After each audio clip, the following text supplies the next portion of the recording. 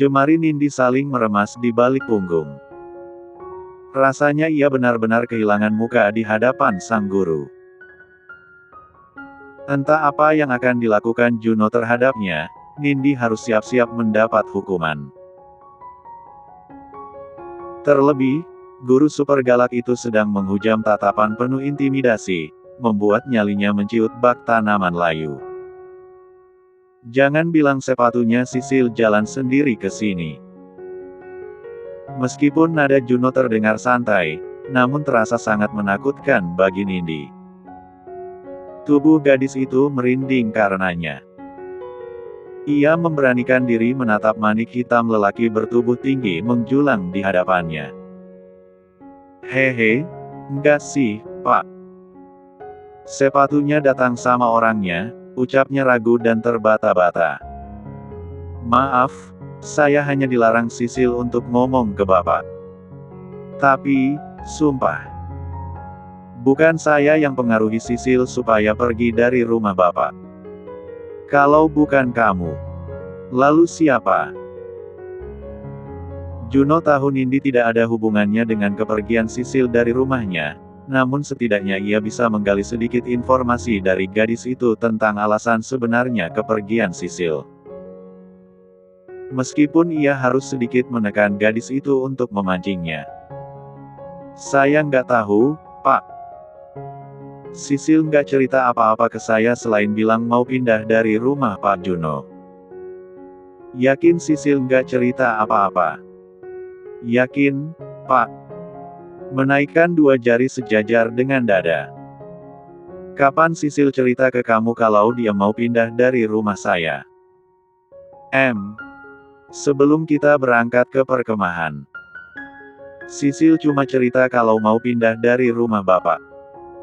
Katanya nggak enak repotin terus. Jadi, dia mau cari kosan murah. Karena saya tinggal sendirian, jadi saya tawarin untuk tinggal di kosan saya. Kebetulan di sini sesuai dengan yang dicari Sisil. Khusus putri dan jam tamu nggak bebas, ungkap Nindi panjang lebar. Berharap kadar menyeramkan Pak Guru sedikit berkurang. Itu jujur atau? Jujur, Pak. Swear. Sambar Nindi secepat kilat. Kata Pak Ustadz bohong itu dosa. Juno menghembuskan napas panjang. Ya sudah, kali ini saya percaya sama kamu. Nindi hanya tersenyum kecut.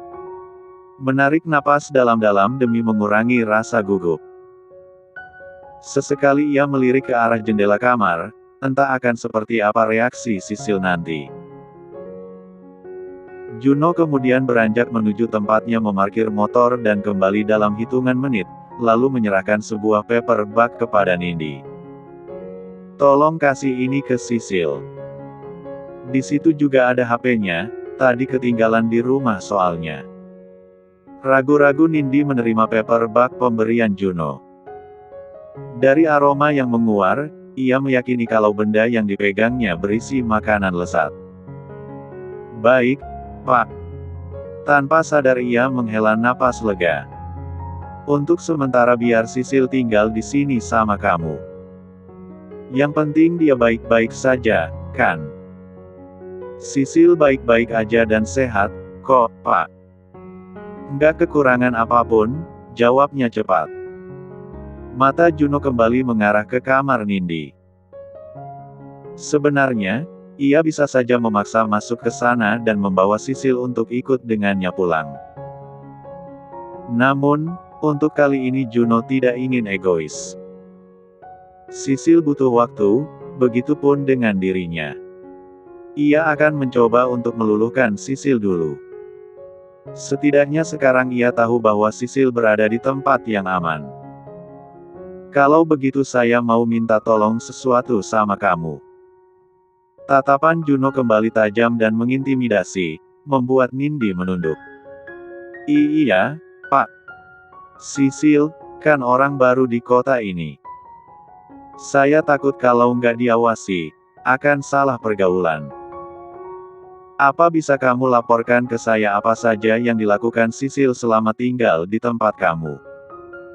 Hah? Nindi tampak keheranan. Lebih tepatnya, belum paham dengan maksud ucapan lelaki itu. Melaporkan kegiatan Sisil gitu, Pak?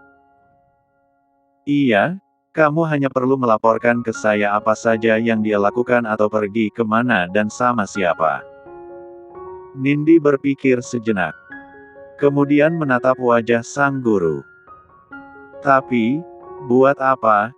Ya, Pak. Buat jadi jaminan kelulusan kamu. Bak disambar petir, Nindi kembali gemetar. Ia meraba leher bagian belakangnya. Baik, Pak. Saya akan laporkan apa saja yang dilakukan Sisil. Ya sudah. Kalau begitu saya pamit. Saya kesini cuma mau kasih makanan sama HP-nya. Baik, Pak. Nindi baru benar-benar bernapas lega setelah kepergian Juno. Dengan menenteng paperback, ia melangkah menuju kamar. Sisil tampak sedang meringkuk di antara lemari dan kasur busa. Huf, lemes abis disatronin Pak Juno, keluh gadis itu. Om Juno udah pergi. Tanya Sisil, berpindah tempat duduk ke ujung tempat tidur. Sudah. Pak Juno titip ini buat kamu. Nindi menunjuk paperback yang ia letakkan di lantai. Sisil meraih benda tersebut dan membukanya. Ada makanan dalam porsi yang cukup banyak dan juga ponsel pemberian Juno beberapa waktu lalu. Padahal, tadinya ia memang sengaja meninggalkan ponsel itu karena tidak ingin disangka membawa kabur barang berharga dari rumah suaminya. Kamu tahu nggak, Sil? Andai aku nggak tahu kalau Pak Juno itu om kamu, aku pasti udah ngira kalian pacaran. Memang kenapa? Kamu kayak lagi ngambek sama pacar, pakai kabur segala dari rumah dan disusul sama Pak Juno. Suara cekikikan Nindi terdengar setelah mengucapkan kalimat itu. Sisil tak menyahut. Ia sedang memikirkan bagaimana jika seandainya Nindi mengetahui hubungan sebenarnya dengan Juno. Juno menghempas tubuhnya ke sofa sesaat setelah tiba di rumah. Kemudian membuka sepatu dan menggantinya dengan sandal rumahan. Ia lantas mengeluarkan ponsel dari saku celana. Sepanjang perjalanan tadi, entah berapa kali ponselnya berdering. Alis tebalnya saling bertaut saat membaca nama yang tertera pada layar ponsel. Ada belasan pesan yang berasal dari Nindi. Mau ngasih laporan penting apa dia? Punggung Juno yang semula bersandar dengan nyaman seketika tegap. Mau apa Nindi mengirim pesan belasan kali? Juno sampai menduga sedang terjadi sesuatu yang buruk terhadap Sisil. Cepat-cepat lelaki itu membuka pesan dan membaca mulai dari yang paling atas. Matanya melotot serius dengan mulut terbuka. Lapor, Pak. Sisil lagi ke kamar mandi. Sambil mengirim foto pintu kamar mandi yang tertutup rapat. Lapor, Pak. Sisil lagi ganti baju. Juno tersenyum saat melihat foto Sisil yang hanya menggunakan piyama dengan rambut terurai. Sangat manis dan imut menyerupai boneka. Hal yang baru ia sadari belakangan ini. Lapor, Pak. Sisil lagi salat. Disertai foto Sisil dalam balutan mukena dan berdiri menghadap kiblat. Lapor, Pak. Abis salat, Sisil langsung ngaji. Lapor, Pak. Sisil lagi hangatin makanan yang Bapak bawa tadi. Juno mendesah frustrasi membaca pesan ini. Lapor, Pak. Kami lagi makan. Terima kasih makanannya. Enak dan bergizi. Sebuah foto di mana dirinya dan Sisil makan dengan menggunakan piring berbahan plastik sambil duduk di lantai menghiasi layar ponsel Juno. Lapor, Pak. Sisil masuk ke kamar mandi lagi, katanya mau bab. Juno mulai memijat kepala membaca semua pesan dari Nindi. Tulalit juga ini anak. Maksud saya bukan laporan seperti ini, Nindi. Juno mengerutu panjang setelah membaca pesan dari Nindi. Padahal, sebenarnya bukan laporan seperti itu yang ia inginkan. Ia mulai memikirkan kembali perintahnya kepada Nindi tadi. Sepertinya tidak ada yang salah, gumamnya seraya memijat kepala. Akhirnya, Juno memilih pergi ke balkon untuk melihat Dodo, burung beo peliharaannya. Memberi makan dan membersihkan kandangnya. Kemudian kembali ke dapur dan melihat bahan makanan di kulkas. Biasanya di malam seperti ini sudah ada makanan buatan Sisil di meja. Cosplay jadi bujangan lagi. Pulang, Sil. Juno mendesah panjang. Kini, ia sendirian ditemani kesunyian. Tidak ada semangat di rumah itu, semua terasa hambar. Demi melepas rindu, malam ini ia memilih tidur di kamar Sisil. Memeluk bantal guling yang biasanya digunakan gadis itu. Bahkan, aroma tubuh Sisil masih menempel di sana. Bayang-bayang Sisil pun bermunculan dalam pikiran, membayangkan andai hubungannya dengan Sisil baik-baik saja, mungkin saat ini mereka sedang menghabiskan waktu berdua di kamar. Selamat tidur, sayang.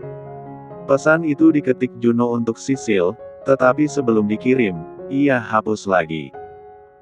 Berpikir sejenak dan merenung. Sudah tidur, belum? Pada akhirnya, pesan bernada datar seperti ini yang terkirim. Rasanya sangat aneh bagi Juno, ini pertama kalinya ia merasa tidak sabar menunggu pesan balasan dari seseorang.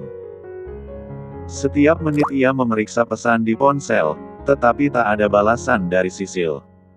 Tidak dibalas. Juno meletakkan ponsel ke samping bantal, matanya menatap nanar langit-langit kamar. Hingga deringan ponsel berhasil menyadarkannya dari lamunan. Buru-buru ia menyambar benda pipi itu dan menggeser simbol hijau tanpa melihat nama pemanggil. Ya, sayang. Udah tidur belum? Tanyanya, tanpa basa-basi. Sayang-sayang. Kesurupan apa kamu panggil sayang segala? Kening Juno berkerut mendengar suara Sisil yang biasanya lembut mendadak serak menyerupai wanita berambut putih dalam film kolosal. Kok suara kamu jadi tua begini? Memangnya kamu berharap suara ibu kayak apa? Pertanyaan itu membuat Juno tersentak. Baru menyadari siapa yang sedang berbicara dengannya di telepon. Karena rindunya kepada Sisil, ia sampai melupakan suara wanita yang melahirkannya ke dunia. Ibu. Memangnya kamu pikir siapa? Oh. Ibu tahu. Jangan-jangan kamu sudah punya pacar di belakang ibu, iya. Tuduh wanita itu. Bukan gitu, Bu. Terus ngapain kamu jawab telepon pakai panggil sayang? Nggak kenal sama suara ibu lagi. Juno, jangan coba-coba kamu hianati amanah ayah kamu, iya. Kamu sudah punya calon istri yang sudah ditetapkan sejak lama. Kalimat panjang itu membuat Juno meringis pelan. Iya, Bu. Aku nggak pernah lupa. Bagus. Pokoknya ibu nggak mau kalau sampai kamu menjalin hubungan dengan sembarang perempuan. Aku sudah usaha untuk cari dia, Bu. Tapi, keluarga mereka nggak ada di kampung itu. Kalau dia nggak ketemu, apa aku harus jomblo sampai tua? Ya kamu cari dulu, dong. Setidaknya sampai ada kepastian tentang dia, ibu bisa tenang. Kalaupun dia menolak untuk dijodohkan dengan kamu, berarti itu bukan tanggung jawab kamu lagi. Juno mengasah otak mendengar omelan panjang ibunya. Mencari celah untuk mengganti topik. By the way, besok kan ulang tahun ibu, mau kado apa? Tanya Juno, bermaksud mengalihkan pembicaraan. Kebetulan besok ibunya akan pulang dari luar kota. Ibu cuma berharap kamu cepat menemukan gadis itu dan menikah. Ingat, usia kamu sudah matang untuk nikah, Juno. Juno terdiam dengan pikiran melayang. Udah nikah, Bu. Bukan sama jodoh pilihan ayah, tapi jodoh pilihan Dodo. Ya udah, Bu. Sampai ketemu besok. Ibu berangkat jam berapa? Agak sore. Kita makan malam di rumah ibu aja, ya. Oke. Panggilan berakhir, Juno menghela napas lega. Ia tak dapat membayangkan akan seperti apa kemarahan ibunya nanti jika tahu bahwa putranya sudah menikah secara diam-diam dengan seorang gadis remaja. Setidaknya, sebelum ibu tahu tentang Sisil, aku harus menemukan dia dan membatalkan perjodohan kami. Lapor, Pak. Sisil mau berangkat ke sekolah. Sederet laporan pagi dari Nindi membuat Juno mendesah panjang. Ingin rasanya membanting benda pipih berwarna hitam itu. Sejak semalam, laporan dari Nindi memenuhi ponselnya. Sebab apapun yang dilakukan Sisil, pasti masuk ke dalam laporan. Saya juga tahu kalau kamu dan Sisil mau berangkat. Gerutu lelaki itu sambil menatap punggung Nindi dan Sisil yang berjalan kaki sambil mengobrol. Kosan tempat Nindi tinggal berlokasi tak begitu jauh dari sekolah, sehingga bisa ditempuh dengan berjalan kaki. Juno merasakan hatinya bak diremas melihat Sisil tersenyum ceria, seolah tak ada beban lagi dalam hidupnya. Selama tinggal bersamanya, ia hampir tak pernah melihat istrinya itu seceria sekarang. Sisil selalu murung. Beberapa kali ia juga mendapatinya ketiduran di atas sajadah dengan mata sembab, usai menjalankan salat. Apa akan lebih baik kalau aku lepasin kamu? Tidak. Bagaimana ia bisa melepas wanita yang telah ia halalkan itu? Cinta sudah berkembang bahkan tanpa Juno sadari, dan ia tidak akan rela jika sampai harus kehilangan Sisil. Lapor, Pak. Sudah sampai sekolah. Isi pesan Nindi, disertai gambar gerbang kokoh sekolah. Lapor ke Menteri Pendidikan sana. Maki Juno pada ponsel di tangannya. Seharian ini suasana hati Juno benar-benar buruk. Pagi tadi ada mata pelajaran olahraga yang ditutup dengan menyebalkan karena Sisil mendiamkan dirinya. Bahkan gadis itu tak menatap Juno sama sekali. Meskipun begitu, Juno tak menyerah. Ia akan melakukan apapun untuk mendapatkan hati Sisil. Seperti siang ini, usai jam sekolah. Ia sengaja mendatangi kosan Nindi dengan membawa banyak makanan. Ia juga menitipkan sejumlah uang untuk Sisil kepada Nindi. Sil, sebenarnya Pak Juno itu aslinya baik, iya. Bawain kamu makanan, ngasih uang jajan banyak. Sisil hanya diam menatap sebuah amplop berisi uang tunai yang dititipkan Juno. Kamu nggak mau ambil uangnya? Simpan aja, Nin. Buat makan kita sehari-hari. Kalau segini sih cukup buat makan sampai lulus. Anak kos kayak kita memangnya makan apa? Mie instan, telur, ikan asin, tempe goreng. Sisil cekikikan mendengar celotehan Nindi. Ia benar-benar merasa beruntung di sekolah elit itu memiliki teman senasib seperti Nindi. Ujian kelulusan akhir 2 minggu lagi, loh, sambung Nindi. Aku takut dapat nilai jelek. Kalau kamu, kan pintar, Sil. Tapi aku gimana? Otak pas-pasan. Nindi membuang napas panjang. Beruntung kelulusannya sudah dijamin oleh Pak Juno, dengan syarat ia melaporkan apapun kegiatan Sisil. Motor sport Juno memasuki halaman sebuah rumah mewah. Sejenak, ia terdiam menatap bangunan megah tempatnya menghabiskan masa kecil itu. Terakhir kali ia menginjakkan kaki ke rumah itu adalah beberapa bulan lalu. Malam itu suasana rumah tampak ramai oleh kedatangan kerabat dekat. Juno selalu menjadi pusat perhatian sebagai satu-satunya ahli waris dari keluarga Wirawan. Selamat ulang tahun, Bu. Ucap Juno, sembari menyerahkan kotak hadiah yang sempat ia beli di sebuah pusat perbelanjaan. Bukannya menyambut dengan pelukan, sang ibu malah menghadiahi cubitan cukup keras di lengan. Kok telat kamu? Abis dari mana? Ya ampun, Bu. Abis ngajarlah. Mau kemana lagi? Juno mengulas senyum sambil menyapa beberapa teman sang ibu yang juga turut hadir malam itu. Juno sudah punya calon istri, belum?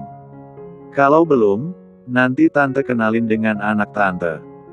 Siapa tahu cocok, ucap seorang wanita seusia ibunya. Juno sudah punya calon istri, Mbak Lin, jawab sang ibu, memberi kode dengan lirikan mata, agar Juno tidak sembarangan mau berkenalan dengan wanita lain. Oh, kirain belum. Juno hanya mengulas senyum seadanya. Kemudian melilih duduk di samping Hito. Baru datang, Bang. Hito menyapa lebih dulu. Abis latihan karate sama anak-anak, jawabnya sambil menyambar segelas minuman. Pandangan Hito pun berkeliling ke sekitar taman di mana pesta kecil dengan konsep taman itu berlangsung.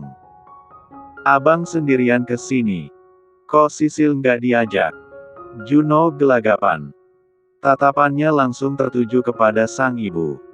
Wanita itu menatapnya dengan kening berkerut. Sisil. Anak SMA yang tinggal di rumah Juno. Kamu kenal, Hito? Tanya Bu Vivi. Kenal dong, Tante. Kan kita satu kelas. Oh ya. Juno meraba punggung lehernya dengan sedikit gelisah. Membuat Hito menatap heran sebab nada Tante Vivi seolah tidak begitu menyukai Sisil.